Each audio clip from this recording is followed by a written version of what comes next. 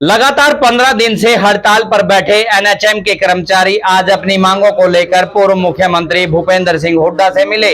इस पर भूपेंद्र सिंह हुड्डा ने उन्हें आश्वासन दिया कि कांग्रेस की सरकार बनती है तो उनकी जायज मांगों को मान लिया जाएगा। बता दें कि भूपेंद्र सिंह हुड्डा आज पानीपत में व्यापारियों के सम्मेलन में बतौर मुख्य अतिथि पहुंचे थे। इससे पहले कांग्रेस के कई वरिष्ठ नेता एनएचएम कर्मचारियों के बीच पहुंचकर अपना समर्थन दे चुके हैं। वहीं कई और अन्य पार्टियों के सामाजिक संगठनों के नेताओं ने भी कर्मचारी नेताओं को अपना समर्थन दिया है। ऐसे में सरकार उनकी बातें नहीं मान रही है, जिसका उन्हें आगामी विधानसभा चुनाव में परिणाम भुगतना होगा। सुनिए पूर्व मुख्यमंत्री भूपेंद्र सिंह हुड्डा ने एनएचएम कर्मचारियों को क्या कुछ आश्वासन दिया।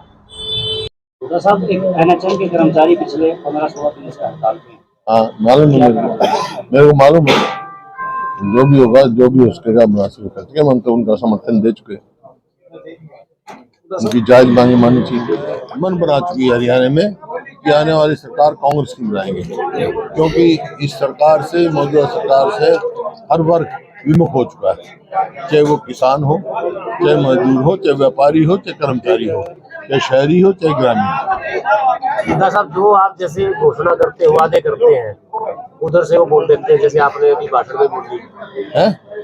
जो घोषणाएं आप करते हो, जो आपने 2-3 बातें बोल ली थी, बीजेपी वाले डर के मारे कर रहे हैं। ये दिखा रहे हैं कि 9.5 साल में कुछ नहीं किया उन्होंने, और अब कुछ कर नहीं पाए, सिर्फ केवल घोषणाएं कर सकते। 9.5 साल तक कहाँ थे? 9.5 साल तक कहाँ थे? देखिए आपका कितना टैक्स बढ़ा दिया इन्होंने। डीजल पे देख लो, किसी चीज पे देख लो, महंगाई क्यों बढ़ा दी। और व्यापारी असुरक्षित है, यहाँ पूरा प्रदेश ही असुरक्षित है। व्यापारी को सबसे पहले सुरक्षा चाहिए ताकि व्यापार करे। यहाँ पर तो इंस्पेक्टरी राज चल रहा है। लेकिन लुभावने वादे तो कर ही रहे हैं मुख्यमंत्री जो आए हैं 6 महीने वाले। उनको मालूम है 2 महीने में इलेक्शन हो जाने हैं और वो घर चले जाएंगे। जिस प्रकार से कांग्रेस के प्रति जन समर्थन प्रतिदिन बढ़ रहा है, आपको क्या कितनी सीटों की उम्मीद है? देखिए सीटों का मैं नहीं हूँ, लेकिन मैं ये कह सकता हूँ छत्तीसगढ़ में भारी बहुमत से कांग्रेस की सरकार। हुड्डा साहब, एक एनएचएम के कर्मचारी पिछले 15-16 दिन से हड़ताल पे। हाँ मालूम है, मेरे को मालूम है। जो भी होगा, जो भी उसके मुनासिब करते हैं, हम तो उनका समर्थन दे चुके। उनकी जायज मांगे माननी चाहिए। प्रदेश में बदमाशी लगातार जो सामने आ रही है, अपराध लगातार बढ़ रहा है, उसको लेकर के क्या कहेंगे? जिस तरीके मैं तो कहा हूँ हरियाणा प्रदेश असुरक्षित है, अपराध बहुत तेजी से बढ़ रहा है। जो पहले 2005 से भी पहले ऐसे था। उसके बाद हमने कहा था, जब मेरे को सेवा का मौका मिला, या तो बदमाशी छोड़ दो, बदमाशों को, या हरियाणा छोड़ दो। आपने देखा, छोड़ गए और हरियाणा ने प्रोग्रेस किया और इतने आगे बढ़े। हुड्डा साहब, 9.5 साल में व्यापारी भी सड़कों पे आया, कर्मचारी भी आया।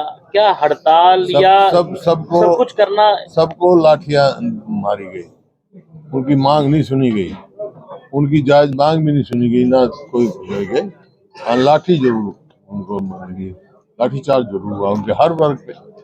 हुड्डा साहब, विनेश फोगाट के मामले में क्या कहेंगे? उनका जो है सम्मान जो है, अभी तो फैसला उनका आएगा, वो अलग बात है। लेकिन वो जहाँ तक हरियाणा का सवाल है, हमारी बेटी है, उनको सम्मान, जो गोल्ड मेडल जितना सम्मान और इनाम मिलना चाहिए। और मैं कह चुका हूँ भाई, मेरी से होती तो राजसभा में भेजते।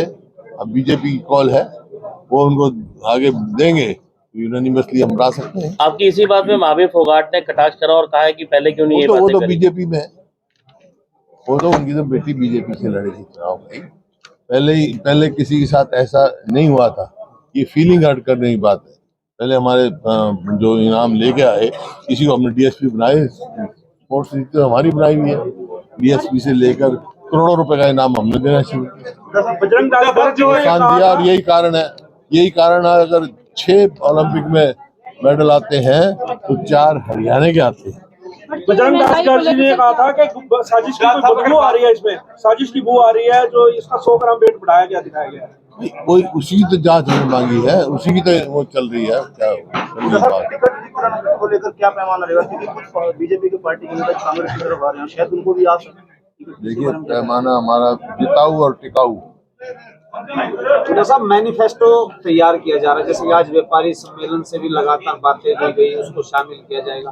मुख्यतः क्या क्या होगी जो आप भविष्य में सरकार जो 10-15 तो हम कर चुके फैसला, बाकी जो घोषणा पत्र आने में बताएंगे। हरियाणा में अगर कांग्रेस ने अच्छे काम किए थे तो 10 साल में क्यों नहीं आया? अगर कांग्रेस ने पहले अच्छे काम किए थे तो 10 साल में क्यों नहीं वापस किया? आएगा ना इलेक्शन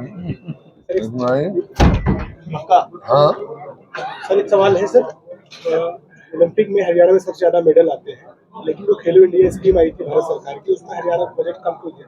बजट पूछो ना, यही मैं पूछ रहा हूँ, यही तो सवाल है मेरे कि भाई हरियाणा को इग्नोर किया जाता है। जीएसटी अगर 7 देते हैं तो वापस 1 रुपया आता है, मेडल 4 देते हैं तो फिर हम 3% खेलो इंडिया का हमारे को बजट मिलता है।